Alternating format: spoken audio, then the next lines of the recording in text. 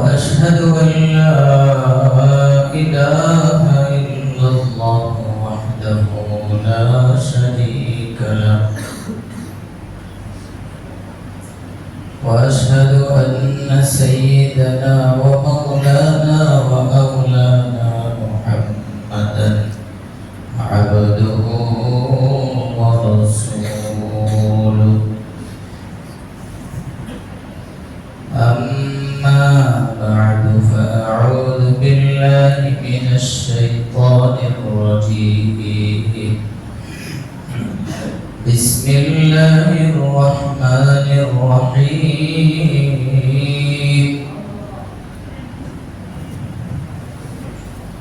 فلولا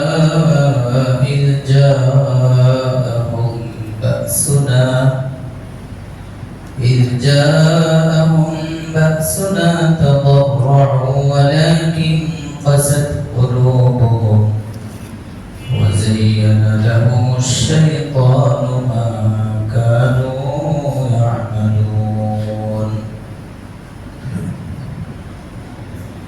وقال الله تبارك وتعالى وإن يمسسك الله بضر فلا كاشف له إلا هو وإن يردك بخير فلا راد لفضله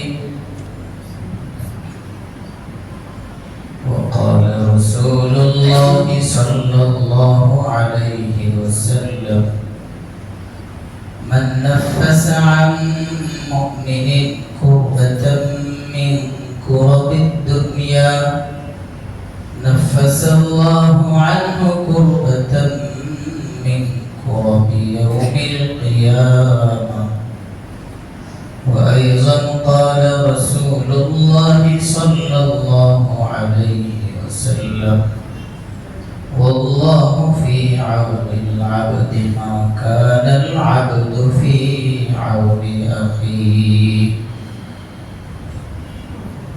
أو كما قال رسول الله صلى الله عليه وسلم آمنت بالله صدق الله العلي العظيم درود شريف اللهم صل على محمد وعلى آل محمد كما صليت على إبراهيم وعلى آل إبراهيم إنك حميد مجيد اللهم بارك على محمد وعلى آل محمد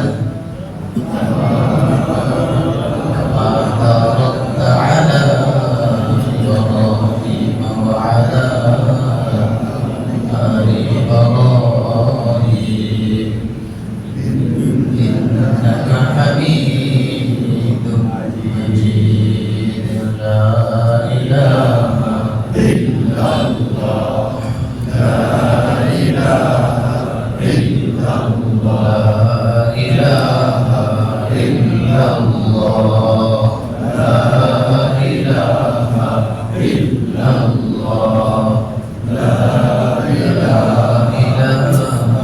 إلا الله لا إله إلا الله لا إله إلا الله لا إله إلا الله لا إله إلا الله لا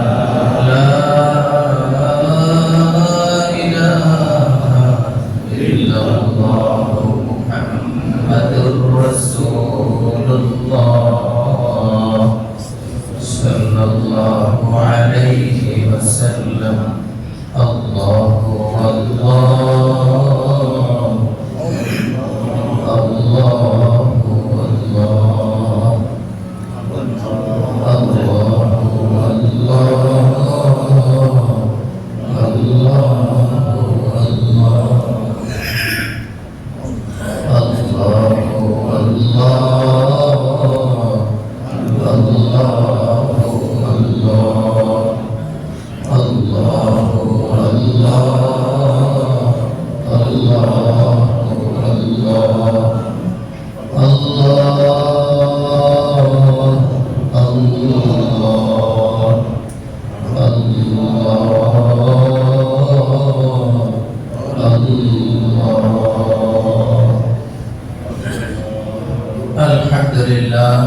আলহামদুলিল্লাহ রব্বুল আলামিনের শাহিদ বারে আলিশানে লাখো কোটি শুকর, যিনি নিজ দয়ায় নিজ মেহেরবানিতে তার ঘরে আসার বসার সুযোগ দিয়েছেন। এজন্য শুকরিয়া তার পড়ুন আলহামদুলিল্লাহ। আল্লাহ আমাদেরকে মাফ করে দেন, আমিন। ইয়া আল্লাহ, এমন এক প্রেক্ষাপট, এমন এক পরিস্থিতিতে আমরা এই মুহূর্তে আছি, যে মুহূর্তটা, যে সময়টা আমরা যেভাবে কাটাচ্ছি, যেভাবে আরামে সময়গুলো পার করছি, রাতের বেলা ঘুমিয়েছি, এমন একটা সময় আমাদের মুসলিম ভাইয়েরা, আমাদের দেশের মানুষ, বিশাল বড় এক অংশ, তারা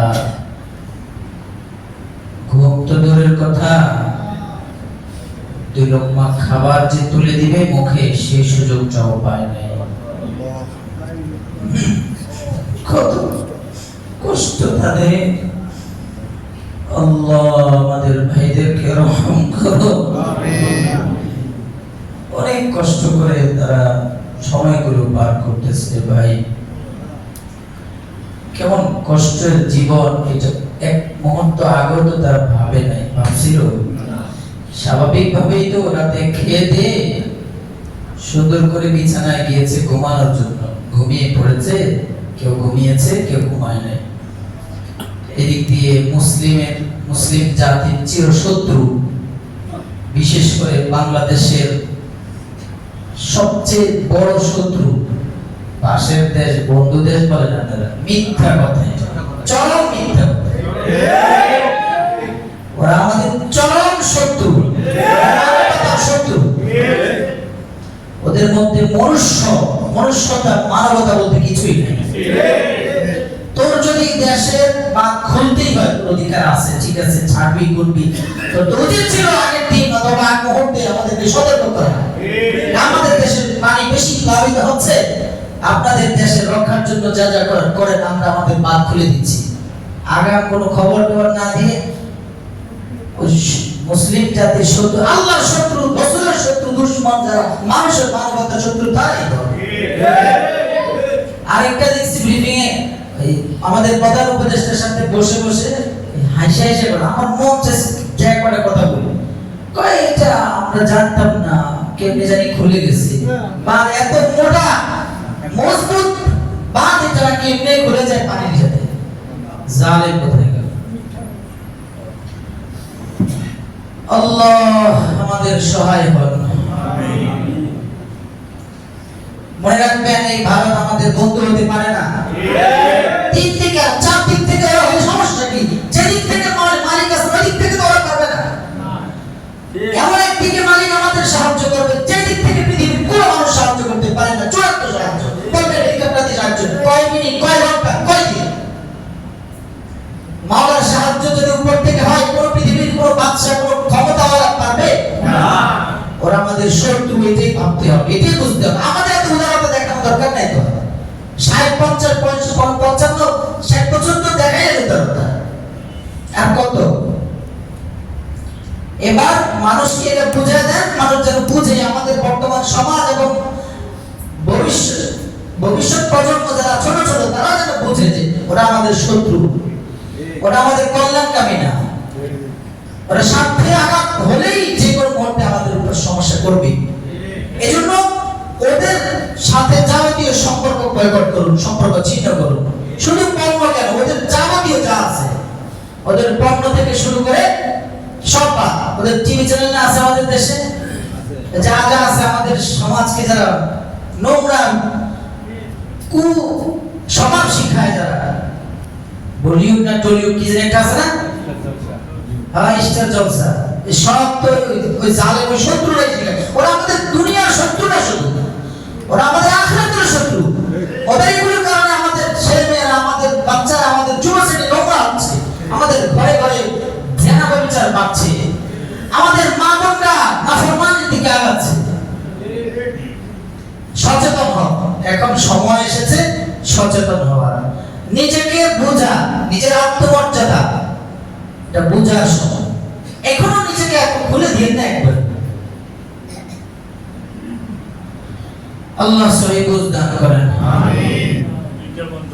ওরা একদিক না বহুদিক থেকে খুলেছে, এখন তো উত্তরবঙ্গের দিকেও খুলে দিচ্ছে। গতকালকে খবর ছিল তিস্তা নদীটা ওটাও খুলে দিচ্ছে। এদিক থেকে আমাদের দেশে যেটা নাম ফেনী নদী, ওটার নাম কি ফারাক্কা। ও ফারাক্কা, ওই ফারাক্কা তার আগে প্রথম দিকে তুলে বলছে রাতে গভীরে। এরপরে সুনামগঞ্জে যেটা ওটা তো খুলে দিচ্ছে ইচ্ছা। আচ্ছা আচ্ছা, বললেন এর আগের কথা এই যে বললো যে অনিচ্ছায় খুলে গেছে, তো অনিচ্ছায় খুললে জানেন তো দেখা এগুলো পরে একের পর এক খুলে কিভাবে? অনিচ্ছায় করছে, বাপের ভাই গল্প শুনে যাচ্ছে, আর বাচ্চা আমরা বুঝি না। ওরা আমাদের সাথে যে দুরাচরণ করেছে করতেছে, এটা মানুষ মানুষের সাথে করতে পারে না, ধর্ম ধর্ম কিসের পারে, এক ধর্ম আরেক ধর্ম মানুষের সাথে করতে পারে না, যেটা ওরা করতেছে। কিছুদিন আগে আপনারা শুনেছেন, আমি আলোচনা করেছিলাম, আমাদের নারীদেরকে তারা অমুসলিম বানানোর পায় তারা কিভাবে মেতে উঠেছিল। এখন কি অবস্থা পরিবর্তনের পরে আমার খবর নেই করতে। আমাদের বহু নারীকে তারা বেঈমান বানিয়ে তাদের পতিতালয় নিয়ে বিক্রি করে, যেমন ডকুমেন্ট সহ আমার কাছে লম্বা হিস্টরি বিশ্ববিদ্যালয়ের ছাত্র আমাকে পাঠিয়েছে, পড়ে আমার মাথা হ্যাং হয়ে গেছে। হ্যাঁ কি অবস্থা, শত শত না হাজার হাজার যুবক যুবতী আমাদের ধ্বংস হচ্ছে, বেঈমান হচ্ছে, তাদের পতিতালয় নিয়ে বিক্রি করছে। আমাদের মেয়েরা ওরা সুন্দর প্রলোভন দেয়, তো আমি মুসলিম হতে চাই, আমি অমুসলিম মুসলিম হতে চাই, শর্ত হলো তুমি আমাকে সময় দিবা, আমাকে বন্ধু হবা।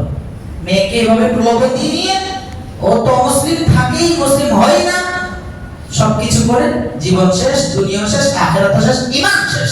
ঈমান শেষ না তার কিছুই তো নেই। ঈমান শেষ মানে আর কিছু আছে? কোটি কোটি বিলিয়ন ট্রিলিয়ন ডলারের মালিক হলো কিছু আছে? ও জিরো। এমন অসংখ্য ঘটনা আমার কাছে রেফারেন্স আছে। ও প্রিয় ভাই, আমাদের মেয়েদেরকে সতর্ক করুন, যাদের মেয়েরা কলেজ ভার্সিটিতে পড়ে, স্কুলে পড়ে, এমন ধর্মের রূপ নিয়ে নেক্সট হতে এসে অমুসলিমরা ধোঁকা দেয়। এমন ঘটনা বহু আছে, আপনারাও জানেন। আপনাদের আশেপাশে নাই? আপনাদের সাথে চলাফেরা করে যারা পরিচয় করতেছ, আল্লাহ সহি বুঝদান করেন। ও ভাই, দেশের পরিস্থিতি আপনারা ভালোই জানেন, কি বলবো আর।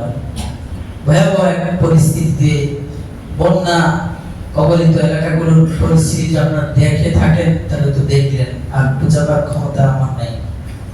খুব কঠিন অবস্থা, মা বোনরা যেভাবে কষ্টে আছে, বৃদ্ধরা, অসুস্থরা, প্রেগন্যান্সি মহিলারা, মারা, এক একজনের এক এক কষ্ট আহাজারি শুনলে আর কলিজা মন চায় যে কলিজা ছেড়ে ভিতর থেকে প্রাণ শেষ হয়ে যায়, অস্থির লাগে। বাচ্চাকে আনার জন্য বাবা গেছে, বাবা নিয়ে রওনা দিচ্ছে, স্রোতের মাঝখানে বাচ্চার বাবা দুইজনই ছুটে গেছে। বাবা স্রোতের মাঝে ছুটে কোন দিকে গেছে এখনো কোনো খবর নেই। বাচ্চাটা আল্লাহ, আমার তো আহের বয়স, দেখলাম ওই কি একটা পিলার পাইছে, স্রোতের মধ্যেই আল্লাহ আল্লাহ হেফাজত করবেন। পরে মানুষ উদ্ধার করেছে। আমাদের এলাকায় খবর নিলাম, এই আসার সময় ফোন করলাম, যে বললো লাশ আর লাশ, বিভিন্ন অপরিচিত লাশ, ওইদিকে এখন পানি যায় না, তো স্রোতে ওইদিকে পাইছে যে অনেক লাশ লাওয়ারিশ। আল্লাহ, আর পশু পাখি প্রাণীগুলোর অবস্থা তো দেখে, শত শত গরু দেখলাম স্রোতের মধ্যে। আচ্ছা, মহিষ তো ওই নিচে মাটি থাকলে না মহিষের কাছে পানি ভালো লাগে, মাটি নাই তো পানি আর কতক্ষণ ভালো লাগবে। কি যে কষ্ট করতেছে। কতগুলো গরু দেখলাম স্রোতের মাঝে, স্রোতে এত দ্রুত বেগে গিয়ে যায়, একটা পর একটা ভিতরে সবগুলো যে কালভার্টের নিচে দিয়ে সব ভিতরে চলে যেতেছে।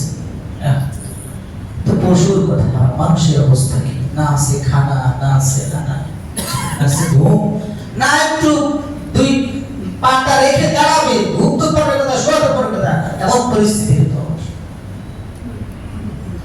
পরিস্থিতি খুবই খুবই ভয়ঙ্কর। দোয়া রোনাজানি কান্নাকাটি খুব জরুরি, আমাদের খুব দোয়া করা দরকার, খুব দোয়া করা দরকার। প্রত্যেকে আলাদা আলাদা ভাবে সালাতুল হাজত পড়ে পড়ে কান্না করা দরকার। এই জন্য প্রিয় ভাই, এই পরিস্থিতিতে আমরা মুসলিম, দাবিদার মুসলিম না সত্যিকার অর্থে মুসলিম, এটারও প্রমাণ আল্লাহ এখন সচক আপনাদেরকে দেখাবেন। আমরা মুসলিম হিসেবে আমাদের বহু করণীয়, অনেক করণীয় আছে আমাদের। আমরা পরিবারের কেউ অসুস্থ হয়ে পড়লে বা অসচ্ছল হয়ে পড়েছে, তাকে পরিবারের সদস্য মনে করে দৌড়ে যাই তার চিকিৎসা চালানোর জন্য, অথবা তার অসচ্ছল পরিবার দেখাশোনার জন্য, দায়িত্ব নেওয়ার জন্য ব্যস্ত হয়ে যায়। যে যার মতো করে পরিবার বাকিদের খবর নিতে থাকে অসুস্থ। তো আল্লাহর হাবিব সাল্লাল্লাহু আলাইহি সাল্লাম বলেন, তুমি তোমার পরিবারকে যেমন পরিবার মনে করো, যার ফলে পরিবার অসুস্থ হলে দৌড়ে আসে, ধরো তাকে চিকিৎসার জন্য চেষ্টা করো। অসচ্ছল হলে পরিবার গরিব, সংসার চালাতে পারে না, তাকে সহযোগিতার হাত বাড়িয়ে দাও। তোমার আত্মীয় অসচ্ছল, তার জন্য তুমি আগে যাও। তো নবীজি সাল্লাল্লাহু আলাইহি সাল্লাম বলেন, আল মুসলিমুনা কাজাসাদিন ওয়াহিদিন ইশতাকা আইনুহু ইশতাকা কুল্লু, ইশতাকা বা'দুহু ইশতাকা কুল্লু, ইশতাকা রাসুহু ইশতাকা কুল্লু, কামা ক্বালা সাল্লাল্লাহু তাআলা আলাইহি ওয়াসাল্লাম। নবীজি বলেন, তুমি তোমার গণ্ডির ভিতরে যেটাকে পরিবার মনে করো, এবং এই পরিবারকে যেমন বাস্তব পরিবার মনে করো, নবীজি বলেন পুরো মুসলিম জাহান, মুসলিম সমাজ, বরং আমি তো বলবো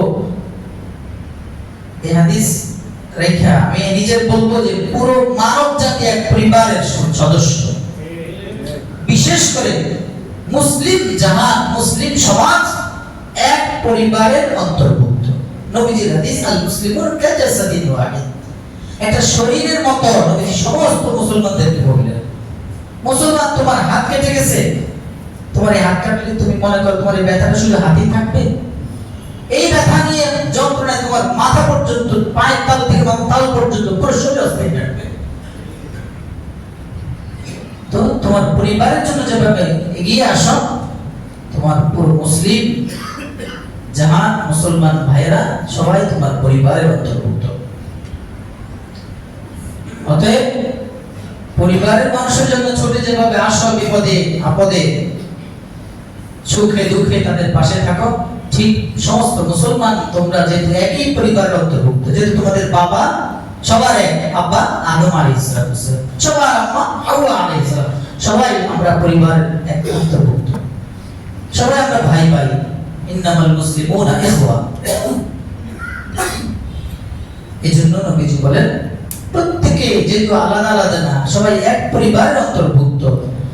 এজন্য কোন মুসলমান বিপদে পড়লে, অসহায় হলে, বালা মুসিবতে আক্রান্ত হলে, তোমাদের দায়িত্ব পরিবারের খবর নেওয়া। পরিবারের খবর নেওয়া তোমাদের দায়িত্ব। এবং এই খবরাখবর, কেউ বিপদগ্রস্ত, কেউ পেরেশানিতে আছে, এই সময় মানুষের পাশে দাঁড়ালে, এই সহযোগিতা, এই খোঁজ খবর নেওয়ার মাধ্যমে অতি দ্রুত অল্প সময়ে আল্লাহ অনেক বেশি নৈকট্য অর্জন করা যায়, যেটাকে আপনার মানব সেবা বুঝে। এত মহা দৌলত, মহা নিয়ামত, তবে ঈমান, আমল, নেক আমল সব ঠিক রাখতে হবে। এক গ্রুপ আছে মানব সেবা বলতে, মানব সেবা নিয়ে ধরে ওর কপালে নামাজ কাকে বলেছিল না। আবার এই স্লোগান নাস্তিক যারা, তাদের মুক্তিও পাবেন। আল্লাহ কাকে বলে চিনে না, সে আল্লাহকে আল্লাহ বলে বিশ্বাস করে না, মানব সেবা বুঝে। এই মানব সেবার 5 পয়সা দাম নাই আমার কাছে। নাস্তিকগুলোর মুখে শুনেন না আপনারা এতদিন? হ্যাঁ, এই জন্য প্রিয় ভাই, আমাদের মুসলিম হিসাবে আমাদের ভাইদের খবর নেওয়া অতীব জরুরি। না হলে আমরা এক মুসলিম এক পরিবারের সদস্য দাবি করতে পারি না। আমি আমার মুসলিম ভাইয়ের সাহায্যে গিয়ে আসলে আমার আল্লাহ আমার সাহায্য করবে। আল্লাহু ফি আউনিল আবদি মা কানাল আবদু ফি আউনি আখি ওয়া ফি রিওয়ায়াতিন মা দামাল আবদু ফি আউনি আখি। আমি আমার মুসলিম ভাইয়ের সাহায্য সহযোগিতায় যতটা করব, আল্লাহ আমার জন্য ততটা করবেন। আমি ওর সাহায্য যতক্ষণ থাকবো ততক্ষণ আল্লাহ আমাকে সাহায্য করবেন। আমি নোংরা নাপাক মানুষ একজনের সাহায্য করলাম, এদিকে আমার জন্য রাজাধিরাজ মহা পবিত্র মহান সত্তা তিনি আমার সাহায্যকারী হয়ে যাবেন। কত বিশাল বড় নিয়ামত, কত বড় আজব। তুমি একজনের সাহায্য করো, বান্দা আমি তোমার সাহায্য করব।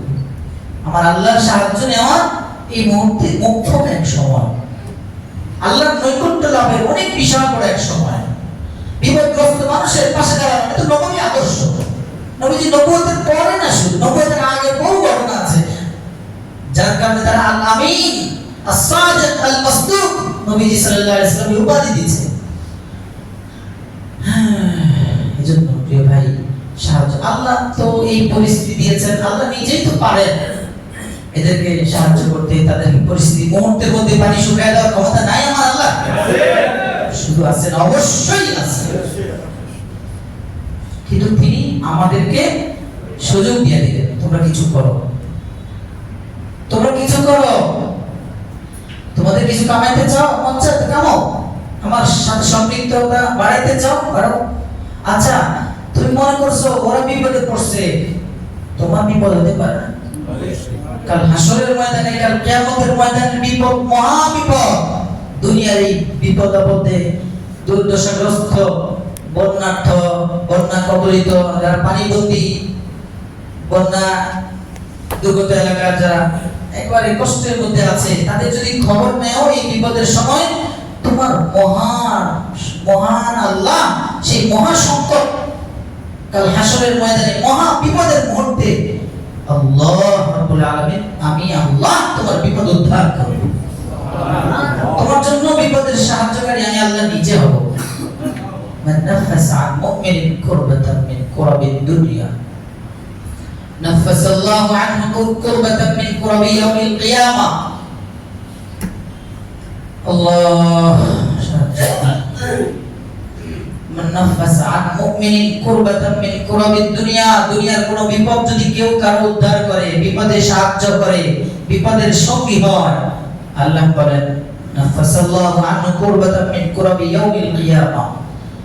ইয়াউমুল কিয়ামাহ, কিয়ামতের দিন আমি আল্লাহ তোমার জন্য বিপদ উদ্ধারের জন্য যথেষ্ট। আমি আল্লাহ তোমাকে কিয়ামতের বিপদ থেকে উদ্ধার করব। সুবহানাল্লাহ। এজন্য প্রিয় ভাই, আমাদের খুব খুব বেশি তাদের সাহায্যে যার যার সামর্থ্য থেকে এগিয়ে আসা। তারা তো খানা নাই, পানি নাই, না আছে শুকনো খাবার, না আছে পানি, সব শেষ। ঘর বাড়ি জায়গা জমি আর কি দালান কোঠা সব পানির নিচে, শুধু নিচতলা না দোতলা পর্যন্ত অনেকের পানি উঠেছে। আপনি বুঝেন ওরা আমাদের কত বড় শত্রু হতে পারে। মানবতা বলতে ওদের নেই, মানুষের এত নিম্নতে যায়, আজীব লাগছে আমার। আবার আবার মিডিয়া দিয়ে আমরা হাস্যকর বিভিন্ন কথা আপনারা তো দেখেছেন, এটা জিজ্ঞেস করার পরে ঠিক আছে আমরা দুঃখিত। এখন দুঃখিত হবে কেন? জানেন আগে থেকে সংসার হচ্ছে না কেন? এখন বাংলাদেশ মানে ঠাট্টা, ওরা আমাদের বিপদে ঠাট্টা করতেছে, ঠাট্টা।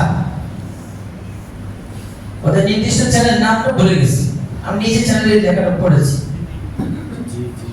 এই জন্য প্রিয় ভাই সচেতন হও। বুঝলেন না? আগের ষড়যন্ত্র যেটা আমাদের মেয়েদেরকে ধ্বংস করা, ওইটাও চলছে এখন। বহু মেয়েরা, বহু ছেলেরা বেঈমান হচ্ছে, হয়েছে, খবর নেন। আল্লাহ আমাদের সহিহ বুঝদান করেন। দুনিয়াটা পরীক্ষার জায়গা। এখন এই মুহূর্তে তারা এক পরীক্ষা আছে, আমরা আরেক পরীক্ষা আছি। বিপদগ্রস্ত ব্যক্তিরা এক পরীক্ষা, আমরা যারা বিপদে নেই আমরাও মহা পরীক্ষা। বিপদে পড়া সবর করে না ধৈর্য হারা হয়ে যায়, আল্লাহ সেটা দেখবেন। দুনিয়াতে আল্লাহ দুনিয়া এবং আখিরাত মিলে 10টা পরীক্ষা নেবেন।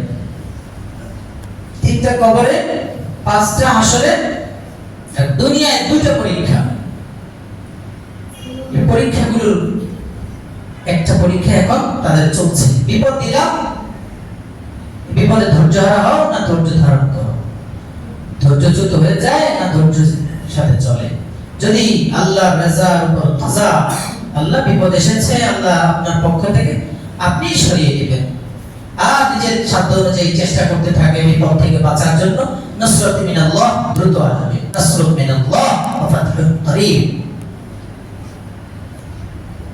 আর আমাদের পরীক্ষা হলো আমাদেরকে আল্লাহ দেখতেছেন, আমাদের মানসিকতা কি, আমাদের প্রস্তুতি কি, আমরা কে কতটুকু অগ্রসর হচ্ছি আমাদের ভাইদের সাহায্যার্থে।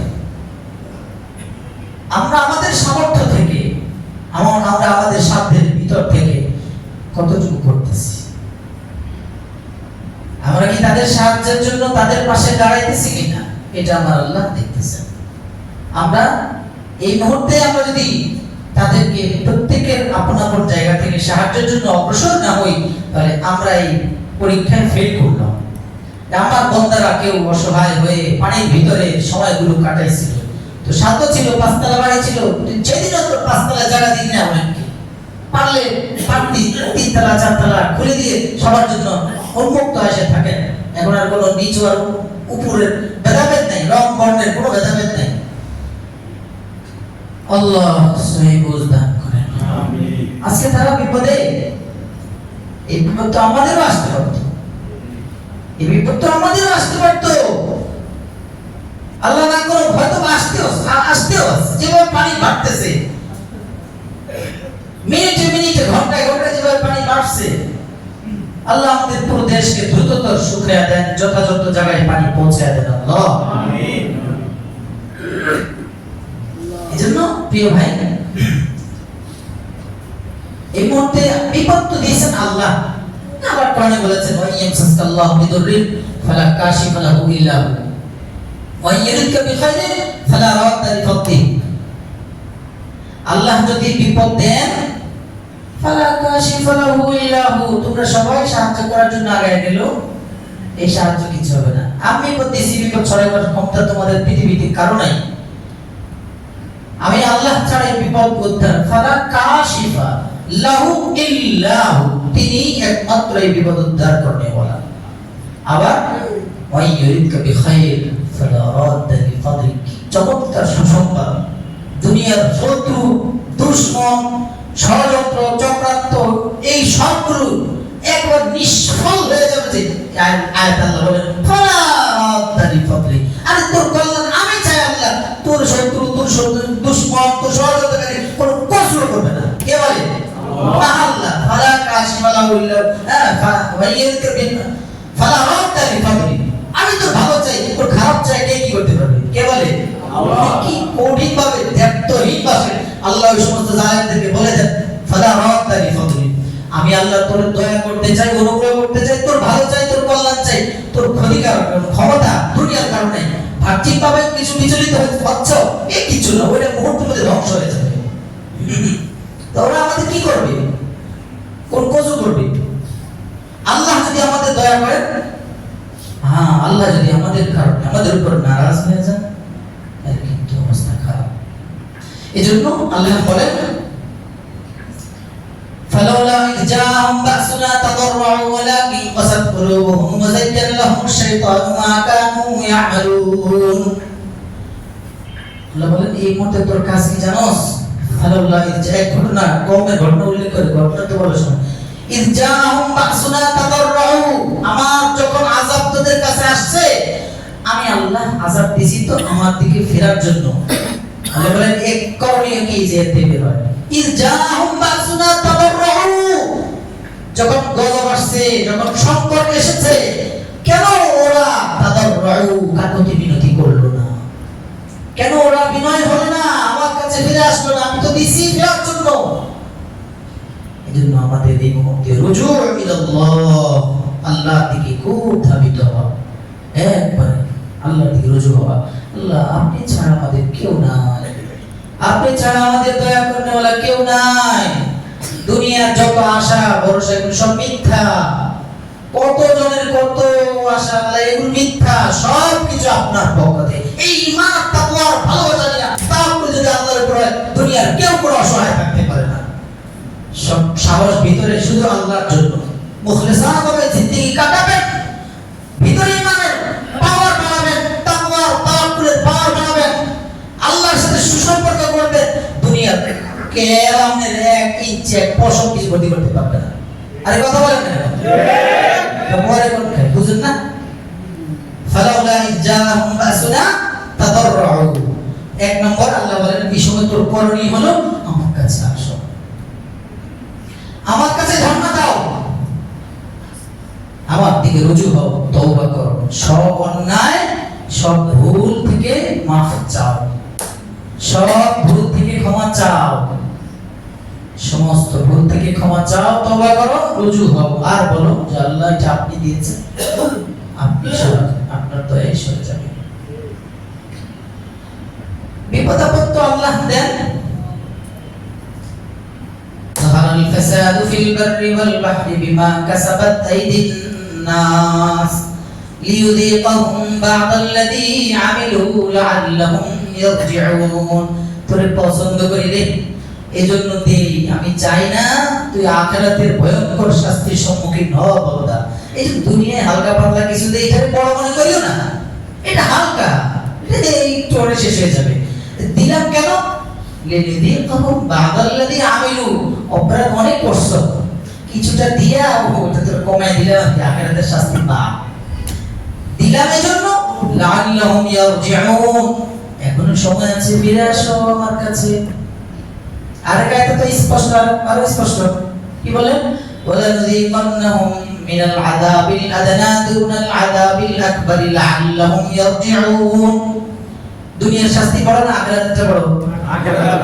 এটাই বললেন লাযিকান্নাহুম মিনাল আযাবিল আদনা, আদনা শাস্তি তোদেরকে দিলাম, মিনাল আযাবিল আকবার, ওয়ালাযিকান্নাহুম মিনাল আযাবিল আদনা দুনাল আযাবিল আকবার। আখিরাতের বড় মহা শাস্তির পূর্বে দুনিয়ায় কিছু কিছু শাস্তি আযাব কিছু ধরি আমি কেন? লাআল্লাহুম ইয়ারজিউন। দুনিয়ার এই শাস্তির শাস্তি না, ওইখানের শাস্তির মারাত্মক ভয়ঙ্কর কঠিন আযাব, ওটা পারবি না বরদাস্ত করতে। এজন্য আমি তোকে এখানে কিছু দিয়ে সতর্ক করি, যেন তওবা করো, মাফ চাও, আমার দিকে ফিরে আসো। কারণ যদি না ফিরে আসো, ওই মহান কঠিন শাস্তি তোমার জন্য আছে। লাআল্লাহুম ইয়ারজিউন, ফিরে আসো। এখন দরজা খোলা, মৃত্যুর আগ মালাকুল মউত তোমার কাছে আসার আগ পর্যন্ত লাআল্লাহুম ইয়ারজিউন, দরজা খোলা, চলে আসো। আসলেই সব খালাস, তওবা করো, খালাস, চলো আখিরাতের জন্য প্রস্তুতি নাও, জান্নাত। আর কোনো কষ্ট নেই। বিপদ আল্লাহ দিবেন, পরীক্ষা করবেন। বিপদ আল্লাহ কয়েক কারণে করেন, কোন আয়াত তার স্পষ্ট। হ্যাঁ, আল্লাহ এই যে বিপদ আপদ, এটা কখনো কখনো গজব হিসাবে পাঠান, আবার কখনো পরীক্ষা করার জন্য পাঠান। কিসের জন্য?